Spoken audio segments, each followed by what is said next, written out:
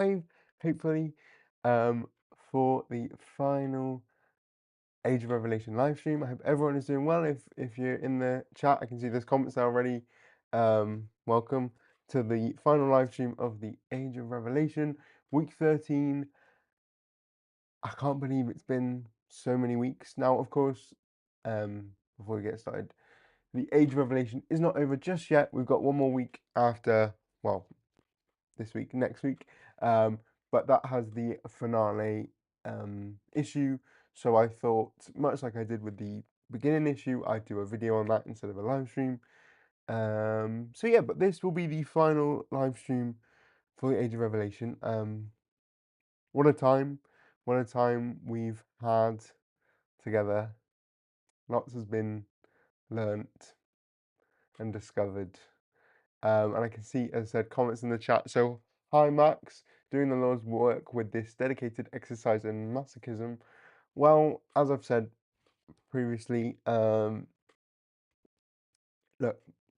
someone's got to do it, and I am willing to handle the sacrifice for this, doing this. I'm willing to bear the cross, you know, so that no one else has to. And you know, I take that with a badge of pride. I take that. It's a badge of honor, really. You know, the one person talking about Age of Revelation still. I'll take that. And James, hi James. The end is near for Age of Revelation. Then we have Shadows of Tomorrow. It has to be better than Age of Revelation, right? Well, we can hope. We can hope. We can dream. Am I confident? No. But we'll get more into that in the end of the video. I don't know. I would love to say I'm hopeful, but track record so far, it's not giving me loads of confidence, but we'll just have to wait and see. But yeah, so yeah, this is the last stream. I hope everyone's had a good Christmas. If you're celebrating Christmas, if you're not, I hope you've just had a good week in general. Fun story before we get into it all. I didn't actually get anything I had a good time, by the way, but I didn't have anything X-Men related this year for the first time ever. Nothing comic related whatsoever. Now, to be fair to my partner, he did try and pre-order the House of X collected edition, the hardcover, but it never got sent. So that's somewhere. But yeah.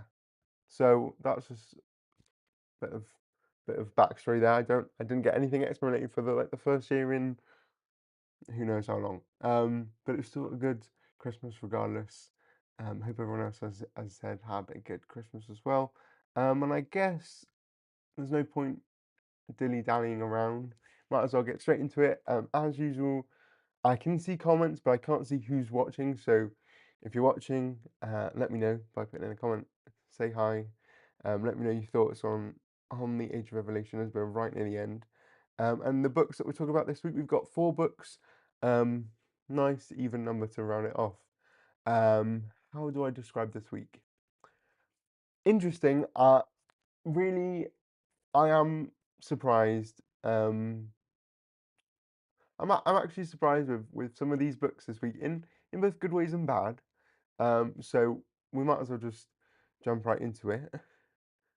The very first book of the week. Oh, and by the way, spoilers as usual. Um, the very first book of this week is Expatriate X-Men by Eve Ewing and Francesco Mortarino. So as we have talked about previously, this Expatriate X-Men book is all about the exceptional X-Men characters, Bronze and Melee, along with Miss Marvel. We've also got Rift, Colossus, and Mystique, who, spoiler alert, doesn't actually appear in this issue at all, and didn't appear in the last issue either, if I remember correctly. So it's kind of like falsely advertised on this cover. What's happened in this book so far? Essentially, Miss Marvel and the Expatriate X-Men, they are living in boats in a flotilla on the Mississippi River, which is the border between what's left of America and the Revelation territories, and they've been sort of helping. They've been shipping things to places and helping mutants and humans alike. I think it's not particularly clear. But in this particular story, they've been trying to get this one particular person, Lyrebird, to the Limbo Lands for some reason. Though we've also had a bit of a double cross because Melee um,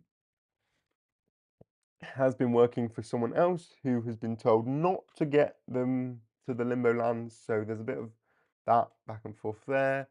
Um, and it was cool in the beginning because we had Rift using his sort of time space rifts to restart a mission if they did it badly, and that was pretty cool, but he hasn't really done it since. Anyway, they're heading to the Limbo Lands this time to take Lyrebird there, and wow, there's a lot of stuff that goes on with this. So, and thank you, Max. I have got you all my new X-Pals, and you have an X-Pal in me too, so there you go. So, this book, as I said, opens up with the team journeying to the Limbo Lands, which used to be Providence, which was also Rhode Island. Now, I'm not like an expert in American geography, but I think that's just above New York. And this is where the Dark Child, who used to be Magic, who then got killed by Maria Hill, has like taken over. And so they're getting attacked, and their flotilla gets basically destroyed. So then Miss Marvel has to rescue all of their crewmates, and some of the crew involved and with the Expatriate X-Men has been North Star, Toad, Blob, Dupe, but we don't really see. They're very much background characters. Um, and so Miss Marvel rescues them from the flaming death of Limberland. But then Colossus, obviously brother to Magic, to Darkchild, urges them to let them in. And as we see Darkchild and Juggernaut, who has become like her Prince of Darkness sort of thing. And then, the reason why Darkchild is attacking them, even though this was like planned for them to come to Limberlands, is because the Darkchild knows that someone aboard the ship has ill intentions, a traitor, and the land knows. So who is that traitor? Um, well, everyone assumes it's Lyrebird.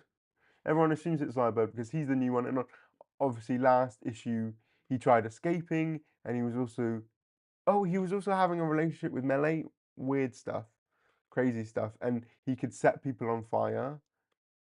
But then he didn't escape. So obviously everyone assumes that it's Lyrebird, and I would say Francesco Matrini does this cool sort of twist where it's like you see Lyrebird's reflection when the Darkchild says, "This one is the saboteur." So you assume that it's him, but it turns out that the actual traitor is obviously Melee, who, as we've seen in previous issues, had been talking to someone shady. Now, also the important thing here is that Lyrebird did keep up his end of the deal. And do you know why Lyrebird wants to come to Limbo Land? Well, it's because he wants to rescue his daughter, who he had with, drumroll please. I mean, if you're reading the page, then you've already been spoiled, but drumroll please. He has a daughter with magic.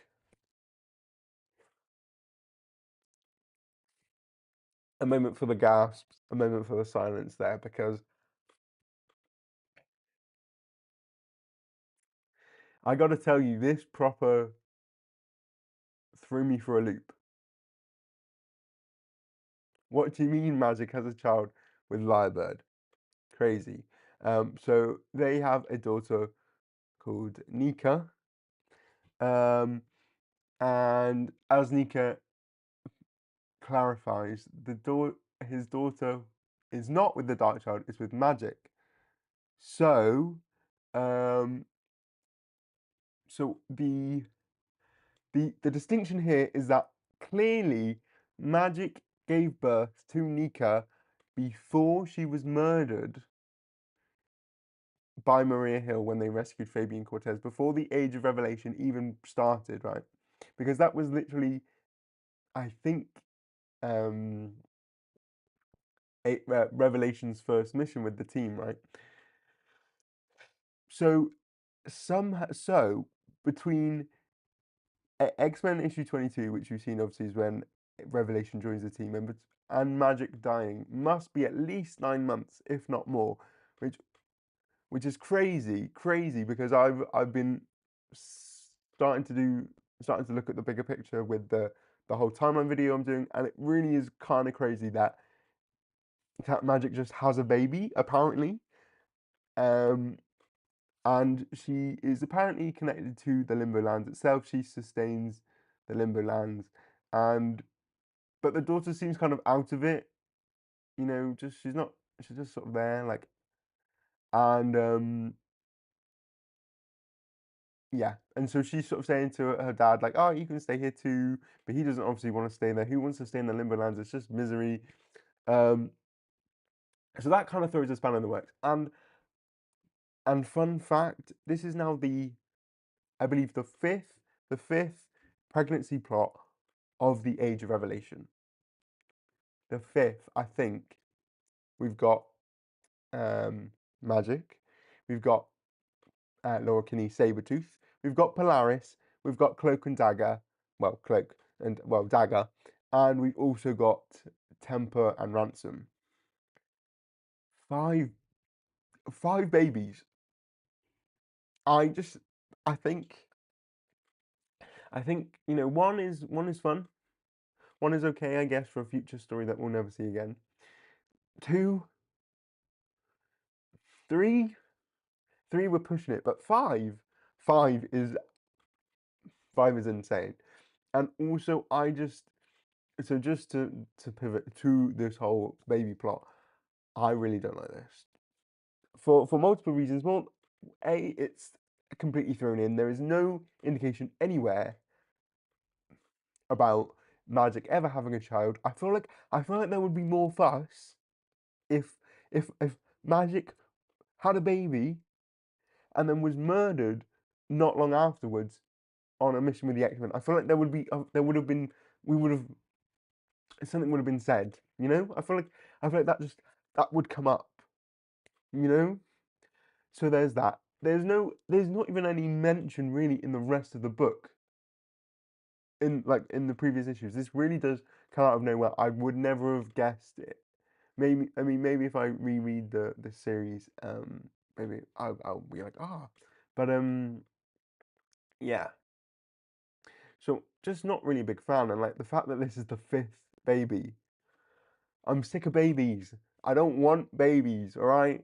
I don't want them. This is a baby-free zone. This should be a baby-free zone. Sorry. If there's any babies watching, um, sorry. But yeah. So yeah, there's that. And so the rest of so like Bronze, Melee, Miss Marvel, they're all a bit by that, but obviously, of course, we still got to discuss that Melee has been doing secret dealings because she didn't want to get them to Limberlands, and it's revealed that um, so it turns out that Melee made a deal with 3K. It was that their ships were made of 3K technology. That if she smuggled their tech into the Limberlands, they would help her bring Kitty back to life, um, or bring Kitty back, or like from being a ghost. But everyone else is confused because they're all like, "Oh, she died. Like she must be dead." But Melee is the only one that believes that she's still alive, and I guess she's technically right. Uh, like she's right, but she kind of sold out her whole team and um,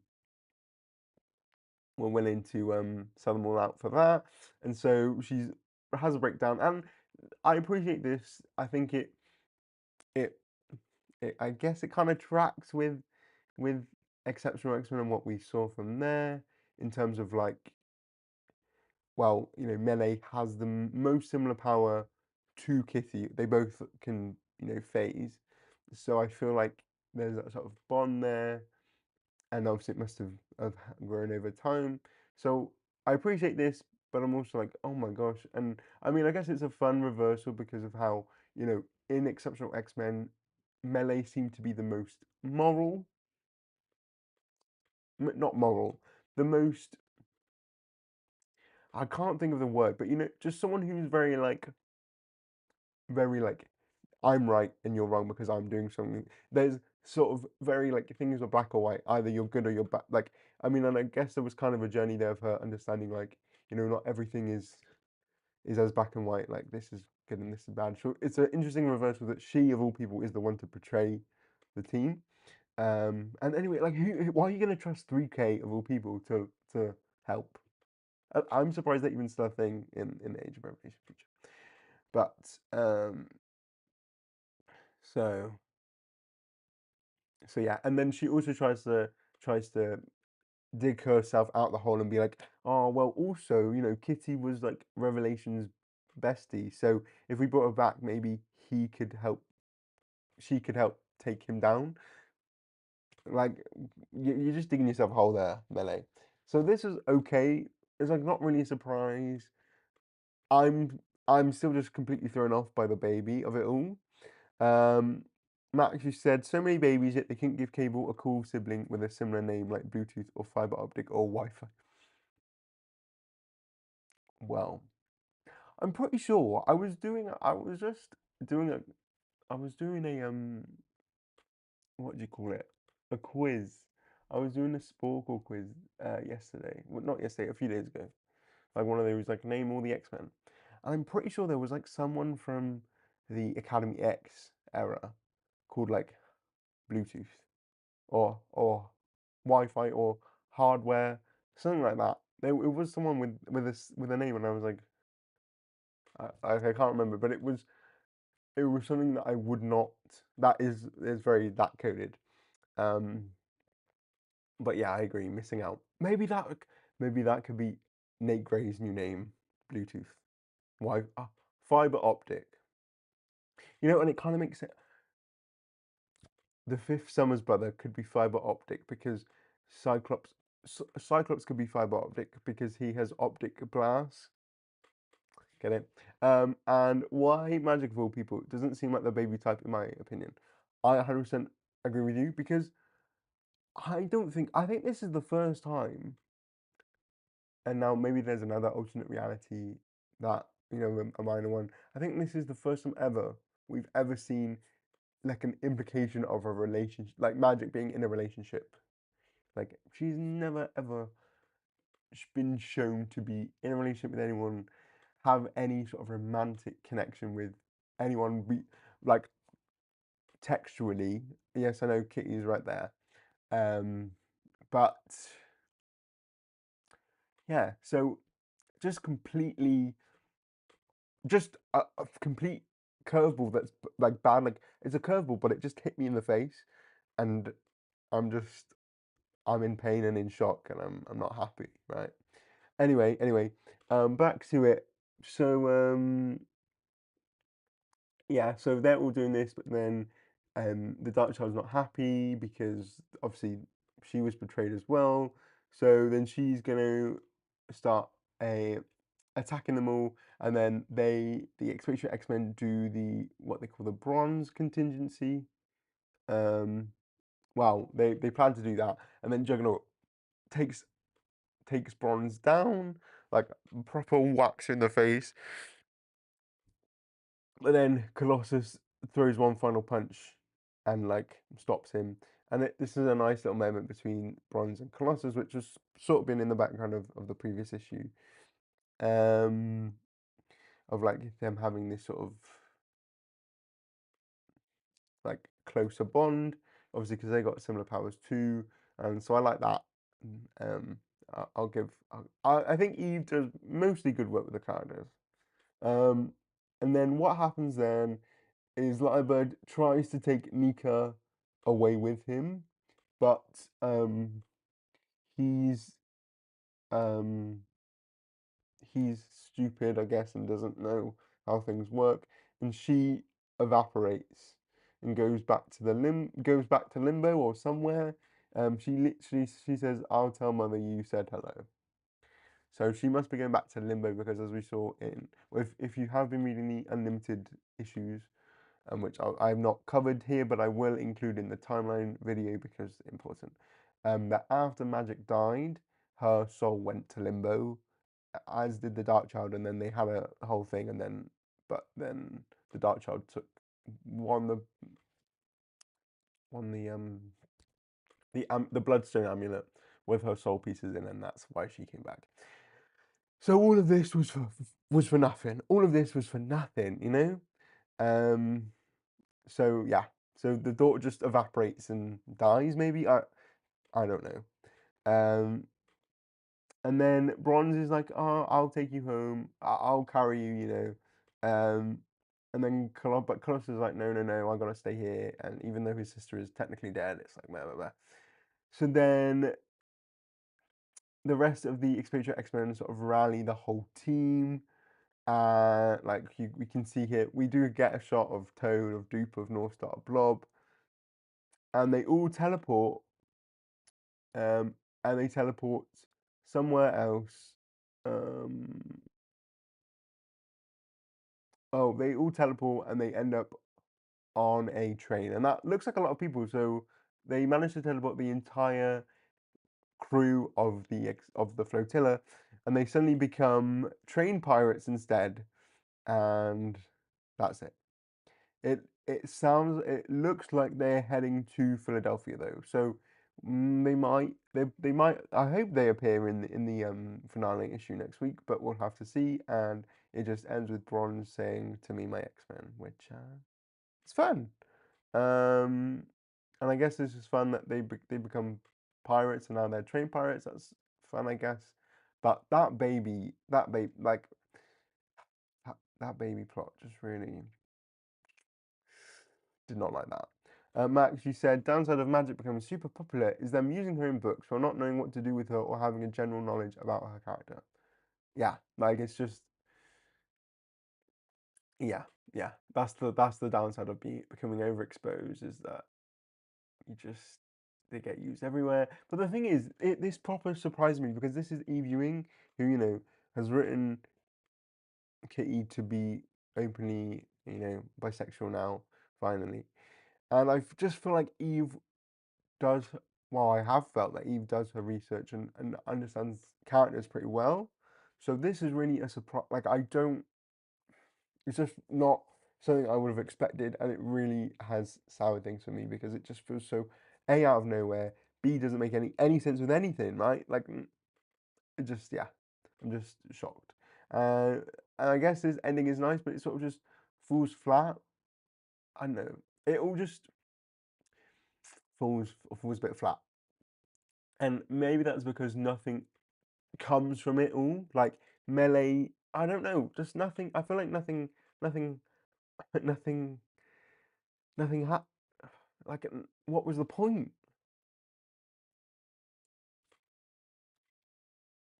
And like again, Mystique wasn't even in this book. I just don't know what the point. Like, sometimes I can understand when there's a mission and the characters fail, right? The first example that comes to my mind is the Hellions mission um in Ten of Swords, right? So they go on their own mission to try and stop that they try and steal the swords or kill one of the Iraqi before the tournament can begin, so then they're forfeit and whatnot. And obviously it all goes terribly wrong and they don't do anything and they all die, or some of them die. But it felt like a good story because it was very character building. But this can't be the same because it's not. It's all going to be undone anyway. So yeah, that's Expatriate X-Men issue 3. Just disappointed, I think, because I've been enjoying this series up till now. Well, of the 3 issues, I thought this was quite good. Not the strongest, but definitely not the weakest. And I thought it was an improvement in terms of sort of the speed of plot things. But this one has gone the the the speed of the plot has gone from a good pace to like we just went so fast we hit the brick wall and we died, right? Like just too fast. So that's Expatriate X-Men. I won't dwell on that much longer, but we will come to that at the end. Let me just say, as I said, surprising, really. Anyway, on to the next one. Cloak or Dagger. This is by Justina Ireland with art by Lorenza Tometa, but also some additional art by Eduardo Ordino, I believe you pronounce the name. They've been doing some work on the X-Men Infinity or Astonishing X-Men Infinity book, and they are here doing some pages as well. So obviously in Cloak and Dagger have a baby, but they got merged together sort of due to the X virus, where they can't exist on the same plane. So they take turns and switch positions between that and the in between. Um, they also have a baby or a young child now called Ayla. Um, um, they're at the sort of edge of the Revelation territories in St. Louis, I believe, and they've were working with the army there, and then the Fenris twins attacked and have been mutating people somehow, and they're all for, mutant supremacy because I guess it suits them now. And oh, and then the very end of the last issue, their daughters somehow managed to enter the real world along with Cloak, so now they're no longer sort of intertwined. We'll see. I guess that's how it's left off. Anyway, so oh, that was the wrong one. There you go. So Cloak and Dagger. As said, we see. Oh, she brings Dagger through. That is.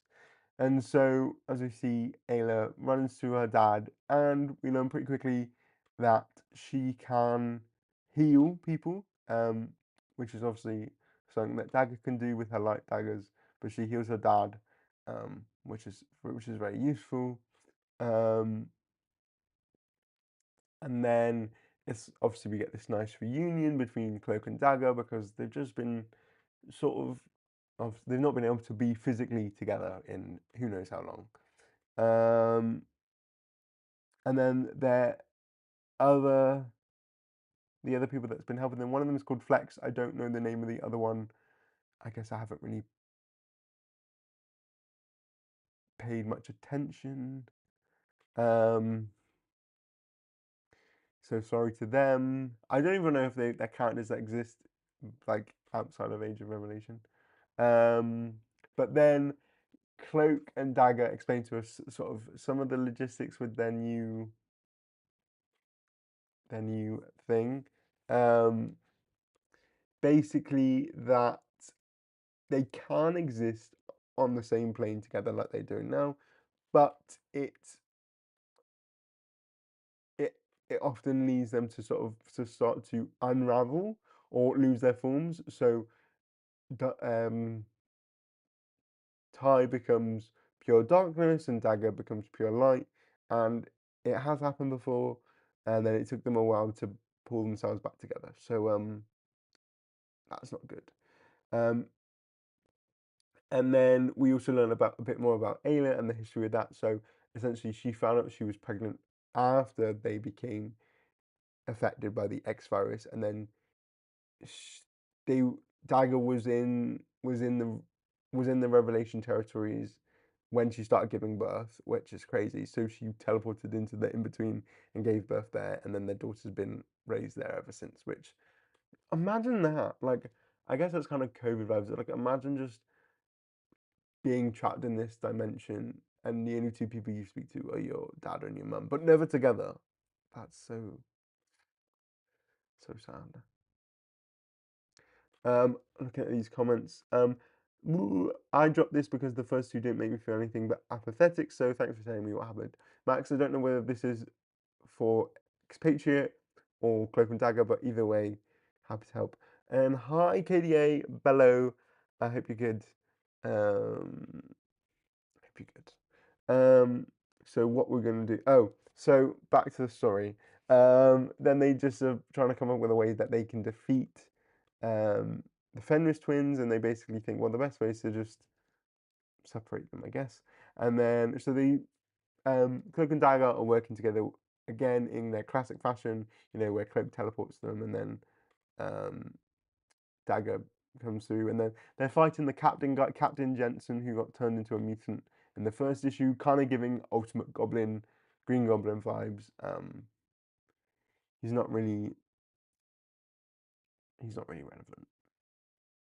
Also, their daughter is like really obsessed with trying to help. She's like, I want to help, I want to help, I want to help. I mean, to be fair, if this is her first time outside in the real world, I'd want to stay too. We see some cool action from Dagger there, and I think this art as well, because there is obviously an art shift, as I said, between um, Lorenzo Tometa and Eduardo Ordino. But I think I like Ordino's art as well. It's not too noticeable, but it's nice and still got a nice fluid action to it. But then Cloak and Dagger are starting to suffer. And then their daughter runs away, and then she finds a flower, and they're like, "Oh, well, maybe we'll bring you more into the real world soon, and we'll take this flower back with you." Um, and then the Fenris twins come and start fighting them, and it's not going well. But then it turns out that Ayla can also teleport. So essentially, oh, sorry, one sec. My Bluetooth headphones just started speaking up, and I was going to call someone. So essentially, Ayla has the powers of both her parents. She can heal people. She can teleport. As Hannah Montana once said, she is the best of both worlds, and so she's pretty useful in helping her parents defeat Fenris. And what they do is they take Andreas. They take Andreas and they leave him in Cloak's dark force dimension, and so they're separated. And yeah, and if you didn't know this about Fenris, obviously they're incesty twins. They have their own powers. I believe Andrea has like a laser beam power, and Andreas has a different sort of also power, but hers is more deadly. But anyway, um, the powers only work when they're holding hands or touching skin. So obviously by separating them, they're powerless. So it's like a kind of an inversion, like Dagger and Cloak were sort of conjoined, but they've managed to separate, and by them they're more powerful together but separate, whereas the Fenris twins are more powerful together. Um, and I guess there's some nicer way of putting that, but you know what I mean. Um, and then that's it. That's they're just defeated. We never see. I don't think we see what happens to Andrea. I guess they're gonna just be arrested, and we see um Cloak. Oh, I've seen the bed. I'm getting tired. No, Cloak putting Ayla to bed, even though she wants to help save people.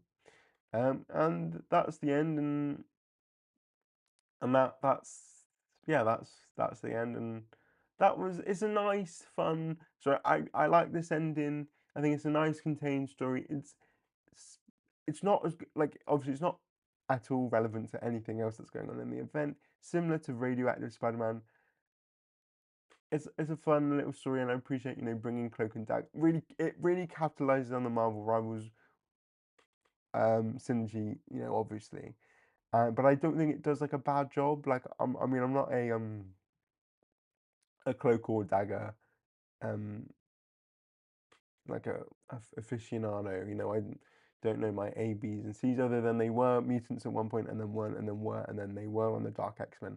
And I think they technically joined the X-Men for a little bit. So they have technically been X-Men members, which is crazy. Um, but yeah, but I thought this was alright, and I liked the juxtaposition that it's Cloak putting their daughter to bed rather than Dagger, and that Dagger's the one that's still there in the present. I would just feel like, I mean, not this much, but it's like, oh, it's a fun inversion, because usually the mum would be doing that. So I'll give Justina Ireland points for that. But that's it really. Yeah. I think Fenris was an interesting choice villain. Like I understand the point of them, but everything else just felt irrelevant. Like I kind of didn't. Looking back, I realized I kind of didn't pay to like. I think the daughter plot was actually good. I think maybe they have the best child plot in the whole in all of Age of Revelation. Partly because it kind of makes sense and they're good parents and it just yeah. So that was the most interesting bit. I didn't really care about the whole. Oh my god, there's this mutant captain thingy like and yeah. So, but I feel like I might have kind of low key like just in the back of my head feel like I've maybe kind of skim read this or would skim read this. Very much a look at them fight like sort of book. You know, like you don't. I feel like there's not nothing too deep, which is not bad. Comics can be that. But yeah. The Fenris twins in good old 2025. You know, I don't mind the Fenris twins. They're always good. They're a good villain that you can hate. You know, you can't really go wrong with the Fenris twins because they are Nazis. So, um, does everyone remember when the Gifted did the Fenris's grandchildren and they were the main characters of the Gifted? That's so funny. Um, I missed when one of them was a sword lock. Yes, when that was when I think Andrea had been killed. So, and then they took her skin and made it into the hilt of a sword, so that Andreas, who was a new swordsman in Thunderbolts, could then hold the sword and use his powers still, which is gross. So gross. But I guess that's Nazis for you. And using Rivals juice, except Ty actually has his legs as he should. I know what is the whole thing with Marvel Rivals and just not giving Cloak legs? It's just so random. And if you've seen the new skin that's coming out for them, it just looks so odd. He's just a floating torso. I just yeah, odd.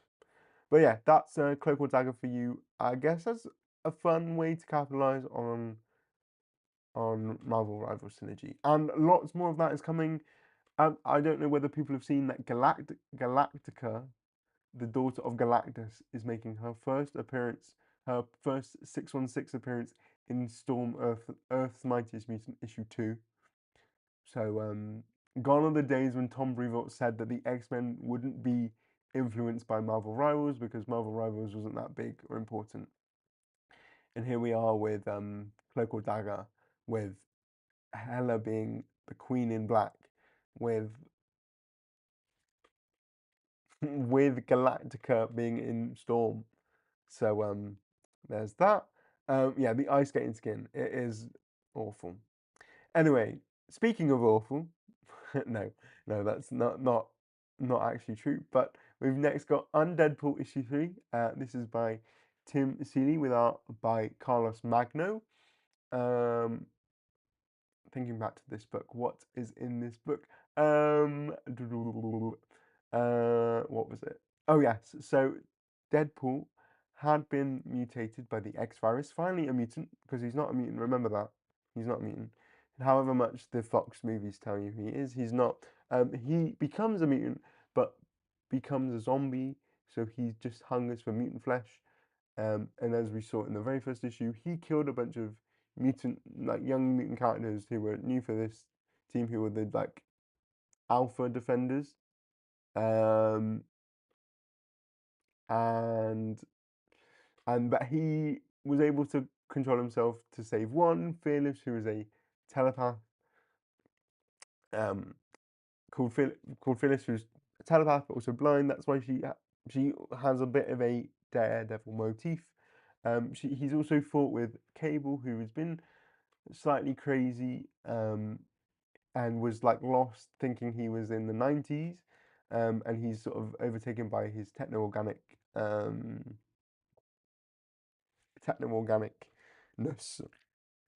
Though I'm pretty sure he fought that off at the end of the last issue, and they've been traveling across parts of the Revelation territories because Fearless wants to get to the Expatriate X-Men, which is a fun crossover, and spoiler alert, we'll see them in this issue. So yeah, I think that's pretty much everything you needed to know. So with this book, as I said, they're traveling. It's very much a dystopian. It's giving very much zombie. The last. This is very Last of Us, isn't it? This is very The Last of Us, um, which is fun.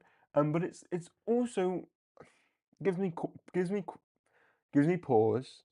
Like the the Revelation territories don't even seem to be that good.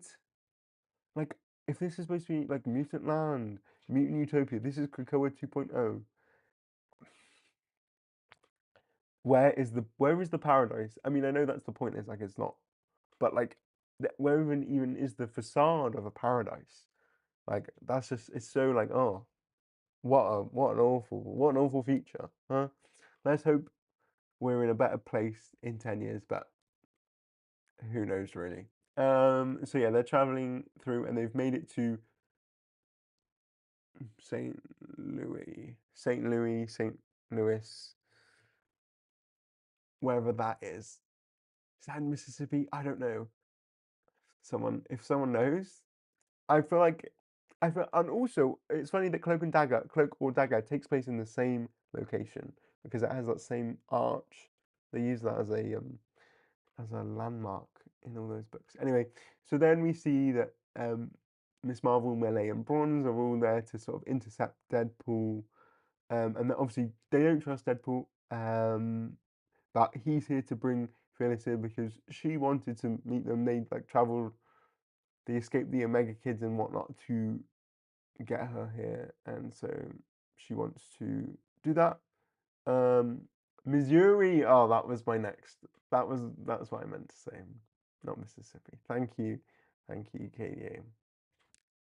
Um, that's important now. I'm gonna remember that, and it will obviously be mentioned in the timeline video. So thank you. Um, so there's that, but we also learn. Oh, but then we also learn apparently that Mystique hired Deadpool to try and kill Revelation at one point years ago, but it didn't work, obviously. So that's why they're also not trusting. Um, James is saying St. Louis is about 5 hours from Chicago. Okay. What? I'm assuming 5 hours car drive, right? That's or is that plane? Or is that plane? Because actually, no, that's way big. Like America is way bigger, and I know Chicago's right up here. So, um, right. I'm assuming Chicago's right up in Illinois, which is up here, I think. Um, Anyway, so then Deadpool goes into zombie mode and he literally takes a chunk out of Miss Marvel. Which is crazy. And so they start fighting.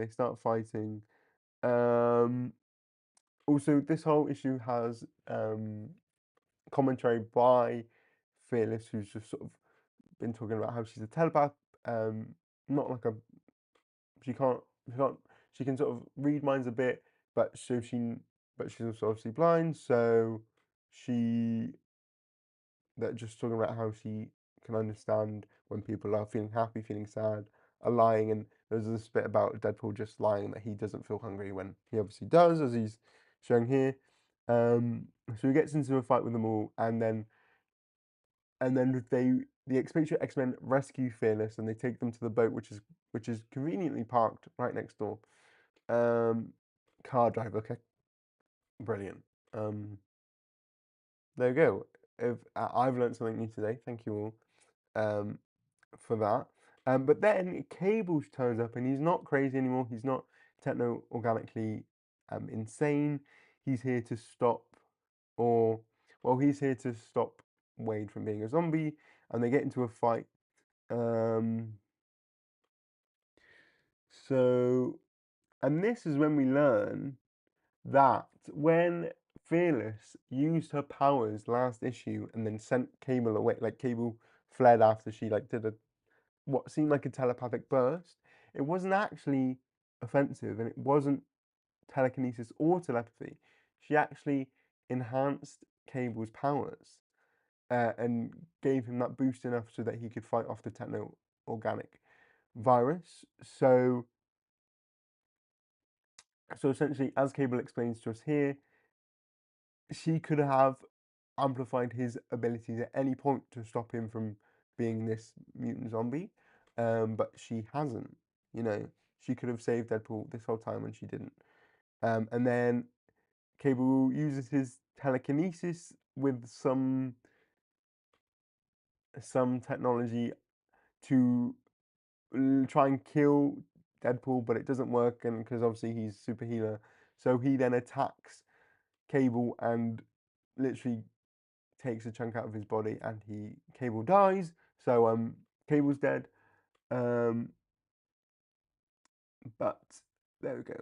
So yes, so Deadpool wakes up and he realizes the truth about Fearless, which is that she doesn't actually want to be an X-Man. She doesn't actually want to be a hero. No, her real power, well, she's a telepath, but her real main power is that she can also enhance other mutant powers, as she's done to Cable, and as she does to these these X-Men here, but she over enhances them. So obviously Miss Marvel starts to lose control of her body. Melee also becomes a weirdly thing, and then I think um, not melee, sorry, bronze becomes more bronze, I guess, and melee becomes more intangible. So if you remember, throughout Age of Revelation, the most important people to Revelation are his choristers, people who can enhance or amplify other mutant powers, namely his. And really, this whole time, unlike her other teammates, the ones that got killed, they all wanted to be heroes. She doesn't want to be a hero. She wants to be a chorister. So she came all this way so that she could then one up and give an example, like use the Expatriate X-Men as an example as to why she should be the next chorister of Revelation. Now, I'm not too sure, well, I'm not too sure where this takes place in the timeline as of yet. I'm going to assume it obviously takes place after Topaz has been killed, but before Fabian Cortez is dead, maybe. Um, anyway, so Revelation wants more choristers to do his evil deeds, and she wants to be a new one, which is the real twist of this whole book. Is that all along Deadpool thought he was, doing good by saving this poor mutant, so that she could be an X-Man, but really she doesn't want to be an X-Man. She doesn't care about being a hero. She's a survivor, and she wants to be something. That's what she said. She wants to be something. Um, so really, she's actually evil. Um, and then Deadpool comes to try and fight her, and they start fighting. But she's not. Although her power is quite useful, she's not like a skilled fighter. So Deadpool is pretty good at sort of taking her down. So she tries to beg for her life and be like, "Look, look, look. Okay, okay. I'll heal you, Deadpool. I'll heal you, and then you'll be okay. I'll turn it up, but then you have to let me turn it down. If you let me go, I will turn it up and then turn it back down. Otherwise, if I leave it, your body will just eat itself up because the healing factor will go into overdrive and your body will just attack itself. So, yeah, you just have to let me go to Philadelphia and I can be a chorister for Revelation. But then, and so obviously the Expatriate X-Men are all just still suffering with their powers, but then they're freed, and we learn that Deadpool obviously didn't take her up on the off. Well, no. Oh, so what she did do was heal Deadpool, but he killed her anyway. I think that's probably making up for the fact that he didn't kill Revelation when he was hired to way back when. So yeah. So for a very brief moment, we see Deadpool like fully like just normal, I guess, without the cancer. Very Ryan Reynolds-esque. But as um as Fearless explained to him, if she wasn't there to turn his powers back down, he would die. So he just slowly burns up. But he wants these X-Men to, um, to help take down Revelation, and he dies. And yeah, that's it. Deadpool dies, Cable dies, Fearless dies. Literally every single every main character in this book has died. But yeah, but while I haven't while I haven't been a bigger fan of the other issues, I actually really like this issue. And we know that this book takes place before Expatriate X-Men. So maybe this is part of what led them, has sort of driven them to go, oh, we'll go to Philadelphia at the end of their book, I guess. But this book was actually surprisingly good, and I actually really enjoyed the twist with Fearless. It was a good twist. Makes sense. It actually ties into at least like the goings on of the book. Um, so yeah, and I guess Deadpool died, but he sacrificed himself, and he he didn't make up for, but I guess tried to atone for all of the people he's killed as a zombie. And yeah, that's pretty much it. Just as he said, there has to be, what did it say there? There has to be more to living than just surviving, which I think is a good sentiment for life in general. There is always more to life than just surviving. But yeah, so that's Undeadpool. Pleasantly surprised by that. And with that, to a book where I wasn't, that wasn't pleasantly anything, really, is X-Vengers by Jason Lowe, with art by Sergio Davila. And also CKDA, you said, ooh, I think that was the Cable getting eaten. Yeah, that book was quite graphic. There was a whole other page where you could see Deadpool rebuilding himself from his brain out. I thought maybe I wouldn't include that page because, I mean, not like I don't have enough to be monetized anyway, but I'd rather not get demonetized before I even start, or get banned as I have done on TikTok once or twice. But yeah, so a bit gross. And I'll never protest a Cable or Deadpool death. Yeah, I mean, Deadpool's Deadpool, and uh, I don't. Sometimes I'm sad about Cable, but again, he's died so many times as well. It doesn't. He takes after his mother like that, or his stepmother, Jean. Anyway, X-Vengers issue 3. Um, no, wait. So what's happened in X-Vengers so far? Well, Danny Moonstar is now Captain America because Steve Rogers is dead. She leads the Avengers, who are all mutated Avengers. So there's Hawkeye with 6 arms. There's Ant-Man who can get really big and lumpy. Black Widow is now Water Widow because she's just made of water. Shang-Chi is extremely powerful and can destroy things with a touch. And Vision is merged with Warlock. Oh, and there's also Cannibal. In the first issue, the Kree were attacking. They saved the day. Then there was this weird, like, red version of a techno-organic virus that started eating people, and Ant-Man died, or Variable Man. And then in the second issue, um, Sunspot, who is a Seraphim, who's like one of the enforcers of Revelation, had a reunion with Danny and Sam and Doug. Obviously, New Mutants reunion. That was nice, I guess. But then the red virus thing attacked again, and um, but then Revelation used Vision um to destroy the virus. All good. But then Doug discovered that the signal that's sort of activating this virus is coming from AIM. So they think it's something to do with the United States of America trying to attack Revelation territories or do an assassination attempt against Revelation. So the Avengers have said, "Oh, we'll go check on it." But Sunspot is going along too to be Revelation's agent. I think that's everything. Um, so yeah, so as we see, they're all flying along. Hawkeye doesn't trust Sunspot, but Sunspot can hear them on the like channel. So that's interesting. Also, as I said, Vision's dead. They're all a bit sad about Vision being dead.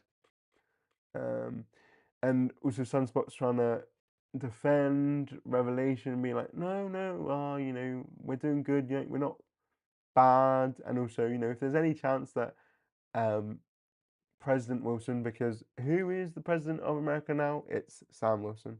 Um, then if there's even a chance that he did this assassination attempt on Revelation, then there'll be big trouble. La la la la. But then they suddenly get, and this I wanted to save this. I wanted to use this page because this just so surprising. A massive laser beam from the sky hits the Quinjet and reactivates the virus once more from Vision's body. And but the main thing I wanted to take from this is the fact that Sunspot goes, "The hell," and I'm just like, who says that? The hell.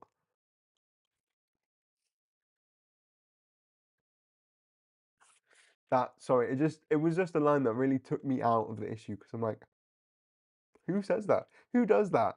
Who says that? And it just felt odd. Just odd choice of wording. The hell. Me reading this book. The hell. Yeah. So anyway, the virus attacks this base, which maybe um I think is where the president of the United States is hanging out. Um, so then Danny does the famous Avengers Assemble, and Sunspot joins them in. So it's a kind of a reunion with Sunspot and Cannibal, who were obviously two kind of major Avenger characters in the Hickman run. Very good run if you haven't read it. And Danny as well, and they sort of go in to save the day, but then people have been merged into monsters, like these virusy monsters, and Danny's like, "Oh no, it'll be okay. You're becoming immune." But then Sam Wilson dons his Captain America attire once more and kills that person, and sort of Danny and Sam are together um, as captains, which is fun, I guess. Um, and then Hawkeye fires a laser and he discovers that who's behind this virus? MODOK of all people, because yeah, why not? And so apparently MODOK was awoken after the whole Kree thing in the first issue, and then but MODOK um, fires more of the red virusy thing, and then also fires some lasers. And at the exact same time, Hawkeye and Sunspot are both shot through the chest by purple lasers from MODOK, and then I believe they get caught in the red virusy stuff, so they're dead. Okay, so I guess like the two enemies, the two people who clashed the most, they died together. Um, and Hawkeye and Sunspot are dead, and that's that really. Um, and then MODOK comes to Earth, and Danny uses her shield to deflect his beam, which is a cool image, I guess. Like I think this art's pretty cool. And even though I'm not really a fan of Danny being Captain America, because I don't feel like it really makes sense. Like she would not care if Steve Rogers was like, "You need to be Captain America." No, don't. But anyway, it's a cool image regardless. Um, if you just think of it like that. And then the remaining X-Men, not X-Men, the remaining Avengers take on MODOK and literally beat him to a pulp. He's literally like, what is just a mush, a pile of mush, a big face thing. I don't want to think too much about MODOK because he's literally just a head with legs and arms. But where's any other like? I guess he's a mental organism designer, so I guess he's a robot, so he doesn't need like to go to the toilet or anything, right? He's just a haste, but he's actually a robot. I don't know. If anyone knows anything more about MODOK, let me know. So I'm not going to think too much about that. We also see again Sunspot and Hawkeye's dead bodies. Danny's very sad. And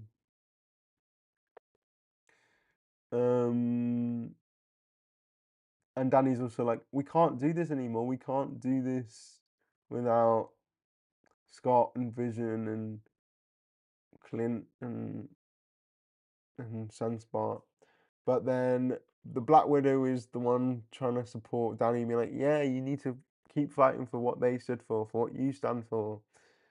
And then basically it's just Danny going, well, we need to keep going. The world still depends on us to show up. And then someone says, do you think Revelation would be open to peace negotiations? And that's it. Man, none of these, just another bad ending. Not bad ending, it just feels like there's nothing. It just feels so lackluster. But yeah. But that's it, really. The remaining Avengers just stand around and they go, oh, that's it. Well, we need to carry on. That's it. And it just feels so lackluster. But that's it. That is the last book. That is the last miniseries done. Everyone, that's all of the Age of Revelation miniseries done. We've made it. We've made it to the end. So everyone give yourselves a round of applause. I'm proud of you all. I'm proud of myself. We did it. One hell of a journey we've all been through. But yeah, so that's how it ends. Not with a bang, but with a the hell? No. With a whimper about peace negotiations. That yeah. So yeah, that's really it. Does anyone have any feelings about any of these books that I've gone through before I get to everyone's favorite part, the ranking? And I'll go back through the comments I've missed. The despair people must feel when their faves are on the wrong side just because the writers needed characters to be on the wrong side. Yeah, though I will say, I'm pretty sure. I don't know if you're. I don't. Yeah, if I'm getting lost. Apparently, Jason Lowe wanted Sunspot to be on this Avengers team as well, but then someone was like, no, no, he should be on the Seraphim. There should be some conflict, which I understand in the sense of yes, there should be conflict, but does it really make much sense? Does any of this any of it make sense? I don't know. The hell is what I said when I saw the Avengers mutations. Yeah, Water Widow, variable map. Come on now, come on now. All of their mutations are. Why does Hawkeye have like six? I. Why does Hawkeye have like six arms? That was. All of these endings feel like, and then they all hugged the end. Yeah, yeah, yeah. Are there any? And I don't mind the Cloak and or Dagger ending because it felt like a complete story within itself. Expatriate X-Men felt a bit like a cliffhanger into another book, but it didn't say to be continued in so and so, so and so. And Deadpool was good as I think, and Deadpool's has the best ending, and then X-Vengers is just, ugh, which is fine, but they're so short. It's like, oh, okay, you just started. Yes, again, I think a major flaw of this whole event. If we get to that bit now, I guess just talking about. Well, no, we'll do that afterwards, but I suppose a major flaw of this entire event is just that it's too short and it's not done. Not that you can't tell a good story with 3 issues, because we've seen it done. Literally 2 years ago, we had Sins of Sinister, which had an opening big issue, which was Sins of Sinister something, and then we had three, three miniseries, all with 3 issues, But the caveat with that was each issue was set in a different period of time. So each issue number ones were all set 10 years into the future. Then it was 100, then it was 1,000. They were all drawn by the same person as well to keep it like a consistent feel for each of those like eras. And I enjoyed Sinister. It wasn't perfect, but I enjoyed it a lot better, more than a lot better than this, because I think it had just a stronger story. It was just more tightly knitted, and this just felt like I've got a bunch of spaghetti. I'm gonna throw it at the wall and see what sticks, and most of it hasn't stuck. So yeah, I don't know what their goal in the X-Vengers book.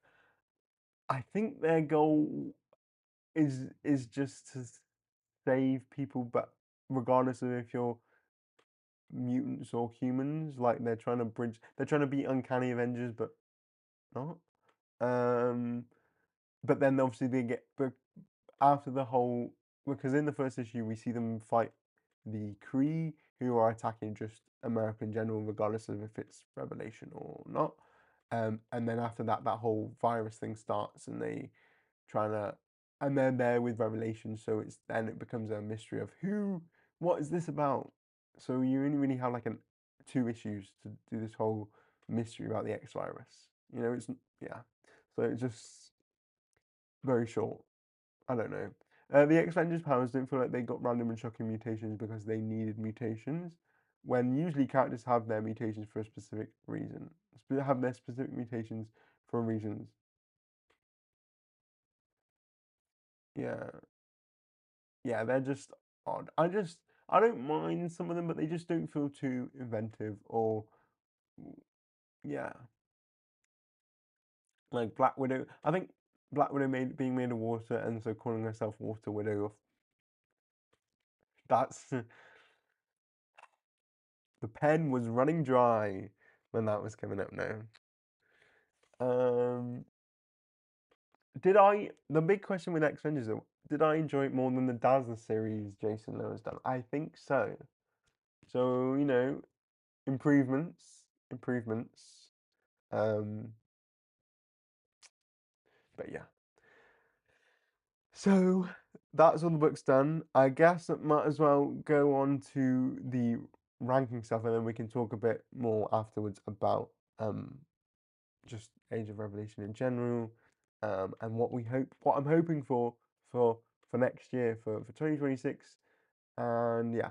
So as always, if you have your own ranking of these 4 books, whether you've read them all, whether you're just learning about them from what I've discussed, let me know.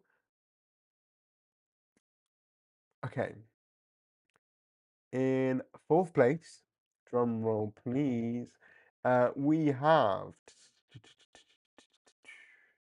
surprising no one probably, X-Vengers. Yes, I'm going to put this book last just because I just don't, it made no noise. Just it happened, and as I literally said, I think it is Jason Lowe's strongest serial work in terms of writing a comic book, a physical comic book. I know they wrote some stuff for Marvel Unlimited, but I haven't read. But I think this might be the strongest they wrote of compared to Dazzler. Um, but I just don't. I didn't care for it. I don't think much. I feel like they were given a bad hand, though. I don't know whether they came up with the idea to have Danny be Captain America, but I think that was not. I just, I don't. I can kind of see the concept behind a lot of it, but I just don't feel like it was executed well enough, you know. And at the end of the day, I think it, as many of these books do, suffers because it's not important, but it also just feels very rushed. And yeah, yeah. Yeah. And again, that ending was a nothing burger. So yeah, X-Vengers in 4th place. Are we surprised? In 3rd place, then, drum roll please. we have Expatriate X-Men, which probably is the biggest surprise to me. Is the biggest surprise to me because if you've watched my previous live streams with these books, Expatriate X-Men has been first times, both been the top of the list both times. But this week, oh, I can't get past the baby. I can't get past the baby. It's just not something magic would do. It's not something magic would do. Doesn't make sense timeline wise. Doesn't make Was never hinted at all. That makes Lyrebird is so uninteresting. Then I thought there was a big like there's gonna be a big. I mean, there was a big secret about Lyrebird, but this just I don't care. And they didn't even get the baby anyway. They're not even a baby. They're like a toddler. I don't know. They're like they're gonna be 8 years old. But they didn't even get the child anyway. Useless. Like I just like it's so it just feels like, as I said earlier, such a curveball that hit me in the face, and now I have to go to A&E because I've broken my jaw or something. My nose is broken. Like just not just not what I wanted. Oh yeah, I can see Kelly. You said you missed the baby discussion. Yeah, I hate hate this hate this so much. E-viewing, I expect better from you because your character work is pretty good, but this, why? Please tell me that someone told you to include that. Just disappoint. Upsetting. I'm just upset. It's annoying, upsetting. Look, again, we didn't need another one. We didn't need another baby. But yeah. So that's really why this is third, mostly because of the baby.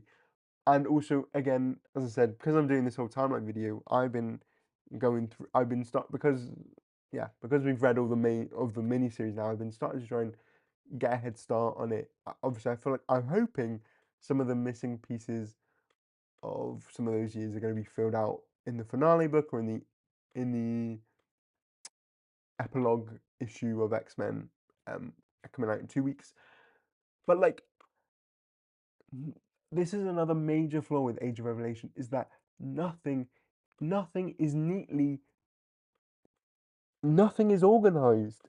No one is communicating with anything. And I understand, 16 books. I mean, you shouldn't have had 16 books in the first place. But like, can we at least keep our timelines in order? Can we keep our timelines in order? Like, you're telling me that she had this baby before that very first mission when she gets shot by Maria Hill, and then no, but you're also telling me that no one brings it up at all. I feel like Lyrebird would be more well known. Oh, I feel like Kitty of all people would have had an interest in her best friend having a baby with someone that isn't her. And then I feel like everyone in this book would know that. I feel like Colossus would have known that she had a baby.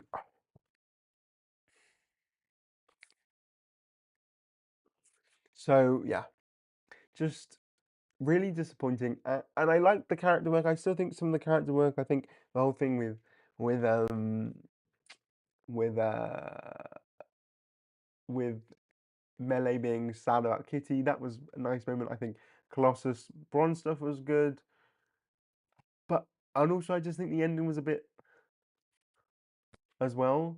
So this book really let me down in the final issue. I mean, I'm still excited for X-Men United, but like because I've also seen because this is the other thing. Let's get back. Let me just go back to the baby of it all. Obviously, if Magic had that baby within those first 9 months of the Age of Revelation, that must mean that Lyrebird is around in the present because 9 months is not like 10 years. They're not like a child somewhere. That's a fully grown man. And what book is Eve Ewing writing next? X-Men United. So, what are the chances that we see Lyrebird again in the present? What are the chances? I I'm I hope not, but what are the chances? Because they're not like one of the Omega kids where we just don't have to see them again because they're going to be like one. Lyrebird would be a fully grown adult. Anyway, enough about that book. But yeah, I think, and I'm gonna go back up on the comments now, but um, a baby mandate, maybe. I mean, five different five different babies in this universe from main characters. What? One is over. One I can understand. Two, but five, too many babies. There is such a thing as too many babies. Five is too many. Ah.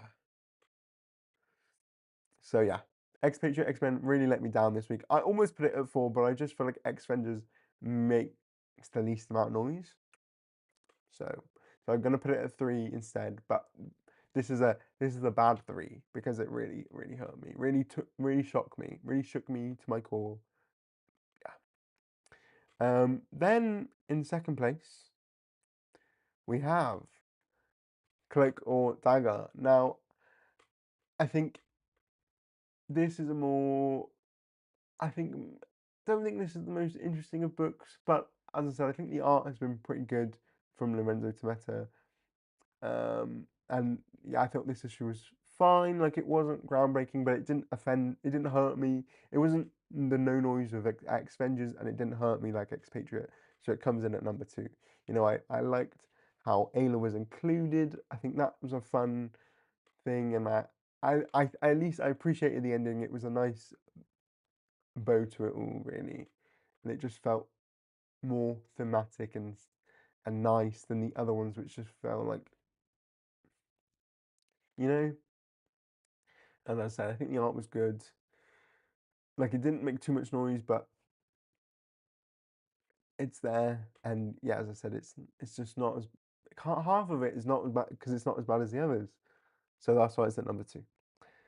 And so that means, and this shocked me when I thought about it earlier. I thought, oh, this is gonna be number 1, because if you'd have told me 2 months ago when I first looked at Undeadpool, and I think I put it maybe in third or in last place because I did not enjoy it. If you'd have told me that Undeadpool issue 3 would be in first place in my ranking, I'd look at you crazy. But it is mostly because this was a good issue. I enjoyed it. It had a good twist with Fearless. Like it's a unexpected twist, but a good unexpected twist, unlike the Magic Baby plot, because it makes sense. It ties into the wider like revelation thing with the choristers. It sort of add things up, and I think it, yeah, just thought it was interesting. I like that it included the Expatriate X-Men.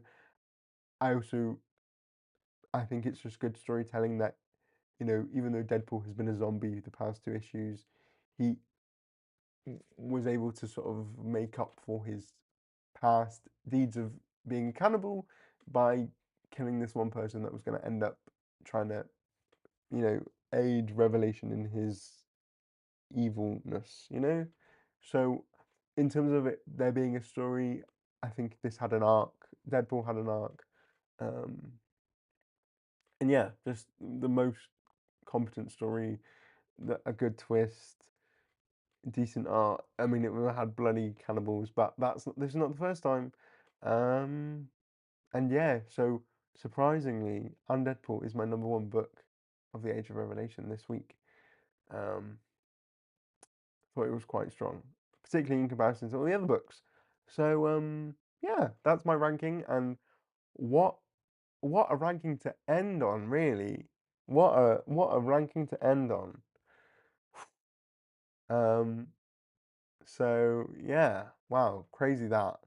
I'll have a look at your comments and then we'll quickly just talk about things to come and Age of Revelation as a whole.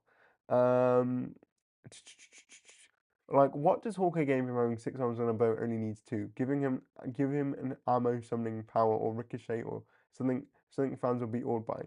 Yeah, like give him like super fancy eyes that mean he can see through everything, you know, and so he can shoot like with his eyes closed or something. Well, you know what I mean.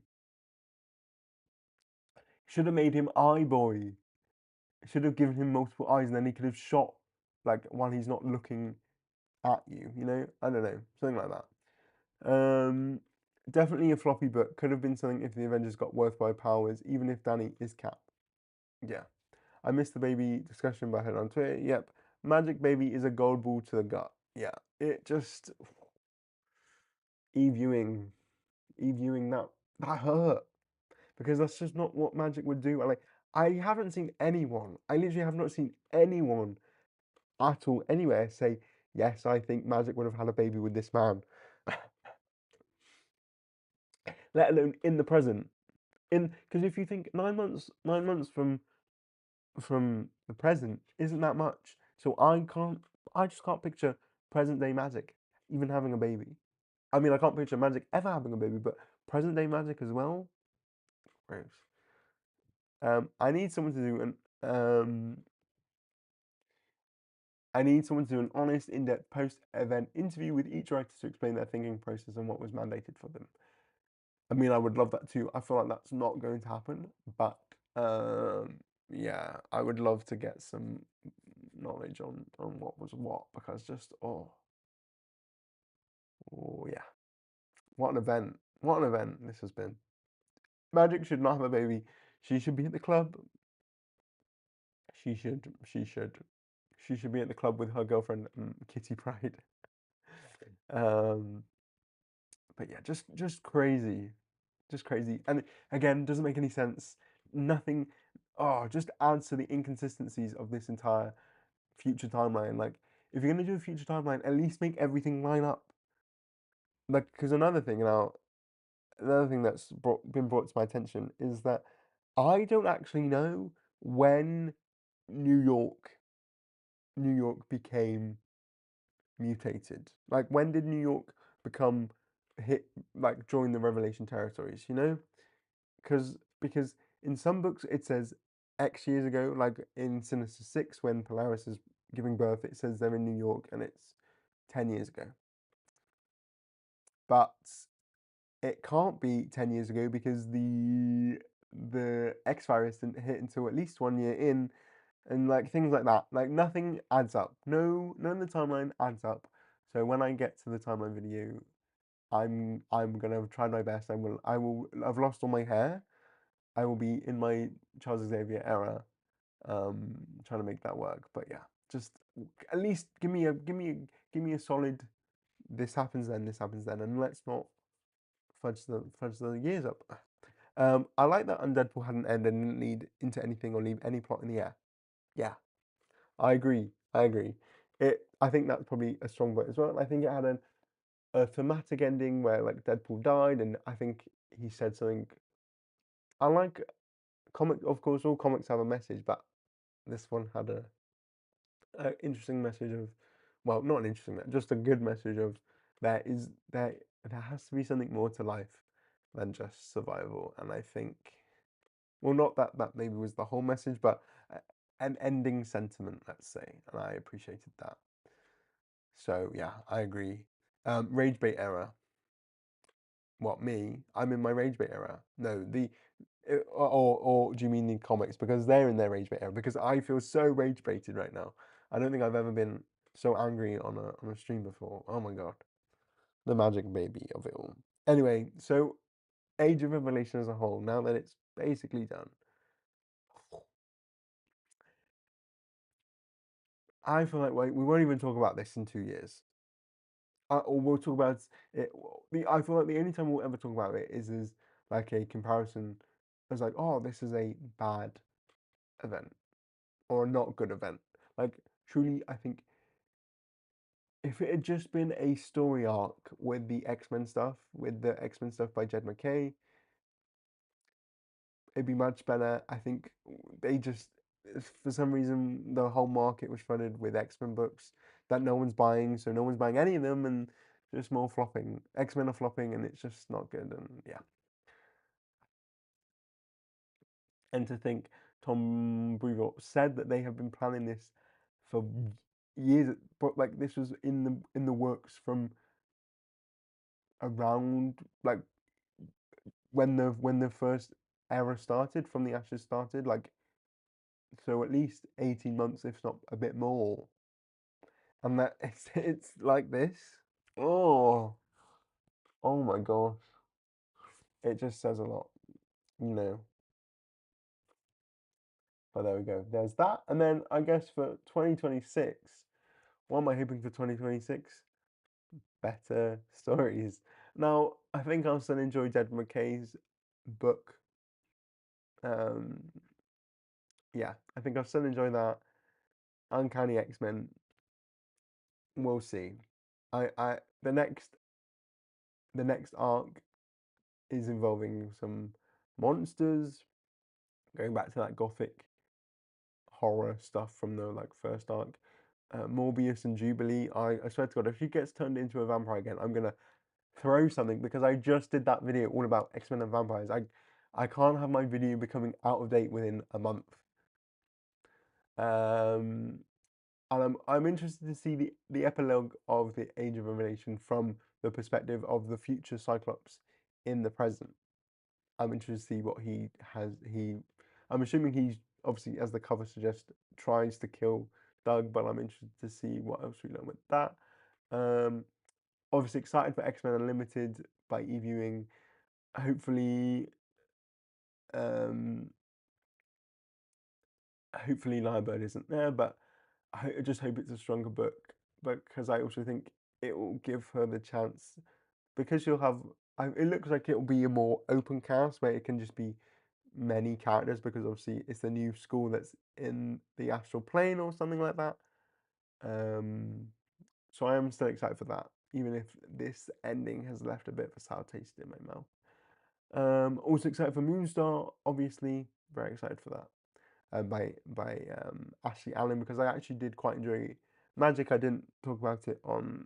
I didn't do like a review of any of the issues on my my channel just because we were so far behind with everything that happened last year. I was so far behind with my review, so I just left it to the essential ones. But I enjoyed Magic, so I'm looking forward to Moonstar. And also, I guess I don't know whether anyone's seen this, but they have revealed that in May, instead of for Comics Giveaway Day, which is the new free comic book day, because apparently that was owned by Diamond, who used to be the comic publisher, like the distributor for all comics, but then Marvel is with someone else and DC someone else, and they went bankrupt. So it's no longer free comic book day, but it is essentially free comic book day, but it's now just called Comics Giveaway Day, which is a much worse title. Anyway, for those, every year they have a few issues of those come out, which are free, which sort of tease the events of that year. And there is apparently a summer X-Men event coming. So they're really pushing the events on us. We've literally had Rain on Grey Malcolm, which I guess isn't an event, but it's a crossover at least. Then we had X-Manhunt. Oh my God. Was this worse or is this worse or better than X-Manhunt? That's tough. That is a tough. That's tough to think about. Is this worse or better than X-Men? I don't know. That I'll come back to that. So who knows? Maybe we'll see what the event is first before I jump into anything. But who knows? Maybe we'll end up doing another event weekly live stream. Um, you know, maybe that will be on the future in the cards. I have actually thought though, just to talk about live streams, about doing like maybe a monthly live stream where we just do where I just sort of do a roundup of everything that's happened in the month without going into too much detail. I don't know if I could do ones every week for all the different books. I feel like that would maybe kill me. Um, but yeah. So there's that event coming. We've got another event coming in maybe like 5-6 months. So get excited, guys. But yeah, I think that's everything for 2026. I'm looking for better stories. I'm looking for just better stories, I'm gonna look back through the comments. Thank you for guiding us through this, so I didn't have to open a single book. I'll read some of them when they come to Unlimited, but yeah. That's my pleasure. I thought to myself, I feel like not many people are going to care about Age of Revelation enough to read, but I want to provide a service for everyone who wants to stay in the loop. I don't, I pride myself on my X-Men knowledge, and I'm happy to suffer so other people don't. Honestly, I think I enjoyed Age of Revelation more because I've done these live streams. Like it's something to gives me a reason to read them. So I've had more fun than I would have if I wasn't doing these. So thank you as well for being here and commenting and taking part and watching. In my opinion, the only way we will talk about these events in 2 years is if any of these babies or romantic partners cross over. Imagine if we get Zayn. Oh, I guess I guess he's another one that technically does exist in the current timeline. But I've just remembered, of course, in the Amazing X-Men issue 3, Cyclops asked WizKid about what happened with Magneto and the RODS, and then WizKid was like, "What's RODS? So you're talking mad." So this might not even be the main timeline either. This may not be the future of the main timeline. This may be like a Days of Future Past situation where it's just an alternate timeline and there were previous differences in the timeline that's led it to that. Like in that timeline, obviously Rachel was born. So maybe none of these characters are in the present at all either. Maybe we don't ever have to see Lyrebird ever again. And to think, I was excited. I was excited for that as a new character. I thought he had a cool design, and now I literally don't ever want to see him ever again. But I can hope. Um, these babies grew up more in 3 issues than Shogo has in like 15 years. Wicked.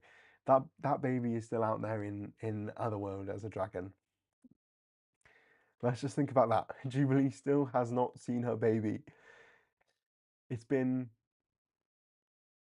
2 years now, maybe, since she last saw a baby. Maybe someone call some terrible parenting, terrible. Unlike the SOS event where people wanted Rasputin and John Ironfire, I don't think anyone wants any of these characters at our current time. Yeah, I literally don't. The only ones I'd be maybe interested in seeing would be like the kids from Omega Kids, like Bailey, the sociopath. Like that's really the only one. Don't care about any of the characters that Deadpool killed. Don't care about Lyrebird. Don't care about Zane or her baby. I don't care about Alex and Lorna's baby. Yeah, I just don't care. I just don't care. I definitely don't care about Rogue Red. So let's not. I feel like Rogue Red was sort of redundant. Let's not have two rogues running about. That's crazy. Um, but yeah. So that's that. Ah, we're almost to the finish line, everyone. Thank you so much for watching. I appreciate everyone coming along with me on this journey, whether you've read the books or whether you've just learned about them through me. I appreciate all of your time and your energy in following me on this journey. I hope everyone's had a good time. I hope these live streams have at least been um,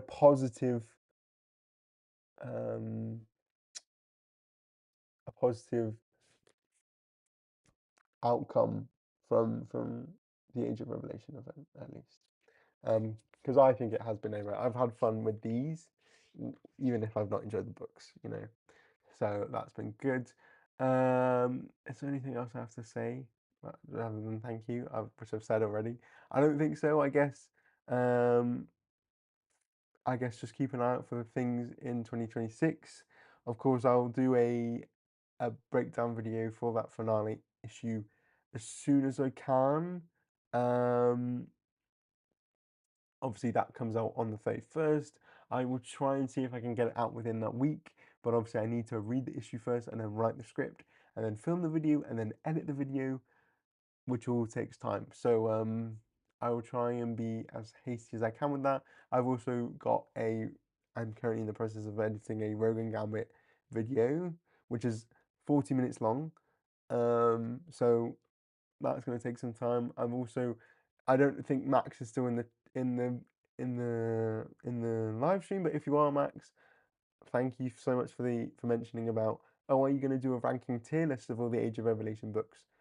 Because I wasn't, but because you mentioned that, I thought maybe I could, and I have made a tier list, so I am going to do a video about how I would rank all of the Age of Revelation mini-series, not the main, like the opening and the finale, just the mini-series books. I'm going to rank them, and maybe we can have a live stream right afterwards where I have the ranking up and we change it based on everyone's opinions and thoughts. Maybe we'll see. And also there are some other things I'm planning for 2026 that aren't comic related, but they're still X-Men related. Yes. I'm just going to say X-Men Legends and leave it at that. But very fun things I have planned for the future. But again, that's for then and not now. If I don't speak to any, well, I won't do another live stream now. So I hope everyone in the chat, seeing this now or in the future, has a great rest of your year and has a great start to your 2026 as well. Happy New Year to you all. Again, thank you so much for joining me for this, and yeah, thank you for joining me on this not stellar week. I'm right, yeah, Max, it wasn't a stellar week. Definitely not the strongest week of them all. But thank you all for this. Thank you, KDA and Yu-Gi-Oh! Is that how I pronounce your username? But thank you thank you for joining in on this live stream. Hopefully we can have positive discussions soon. And we'll have more fun soon. But yeah, thank you all for watching. And just let's take this all in that this is the last live stream we have to do. There's only one more book we have to read about Age of Revelation, and then it's over. Let's let's take heart in that fact, okay? But yeah, everyone have a great new year, and we can start 2026 without the Age of Revelation, which is always good news. But with that, I'll see you all again soon.